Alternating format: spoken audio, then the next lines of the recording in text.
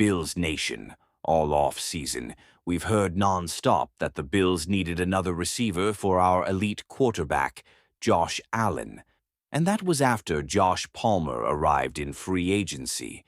Even our own general manager, Brandon Beane, expressed some frustration with the media's reaction to the team not adding a quality receiver in the draft.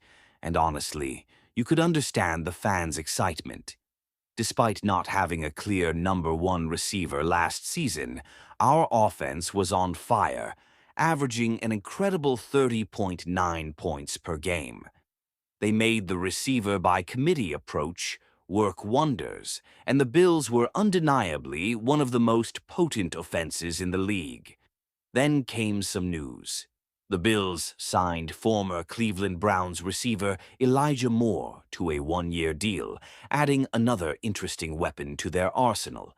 Now, here's where things get interesting. There was one lingering thought on many fans' minds, a possible return of a familiar face, former Bills great AMARI Cooper. With Moore now on the roster, the logical assumption was that the door to any reunion with Cooper was closed, right? Well, not so fast. Bills faithful. NFL.com's Kevin Patara threw a little curveball into this story. He suggests that the Bills should consider bringing Cooper back. Patara acknowledges that the Bills haven't shown much interest in Cooper returning after his previous stint here. But he does raise a valid point, stating the Bills could still use some help at wide receiver, even if saying it out loud pisses off Brandon Beane. He argues that the addition of Elijah Moore doesn't negate that possibility. Think about it. Cooper is already familiar with the Bills' offensive system. He's already built some level of chemistry with Josh Allen, even if he's been a bit inconsistent in 2024. Patra raises a compelling question.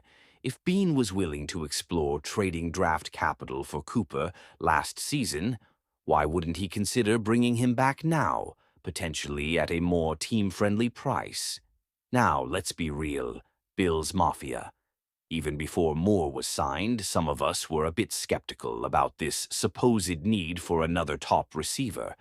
Our offense was flying. Now, with Moore officially on board, the receiving core looks pretty stacked. We've got Khalil Shakir, promising rookie Keon Coleman, versatile Curtis Samuel, reliable Josh Palmer, and now the speed of Elijah Moore. That's 5 solid options right there. And let's not forget our dynamic duo of tight ends who also catch passes in Dalton Kincaid and Dawson Knox, who are integral parts of the passing game. The bottom line is there's only one football to throw. If we were to add AMARI Cooper to the mix, that would be 6 receivers competing for Josh Allen's targets. While the old adage, you can never have too many weapons, has some merit, at what point does it become excessive? For a quarterback as talented as our MVP-level quarterback Josh Allen, how many elite options does he really need to continue leading one of the most explosive offenses in the league? So, Bills Mafia, the initial buzz surrounding a potential AMARI Cooper return, appears to have been significantly dampened by the acquisition of Elijah Moore.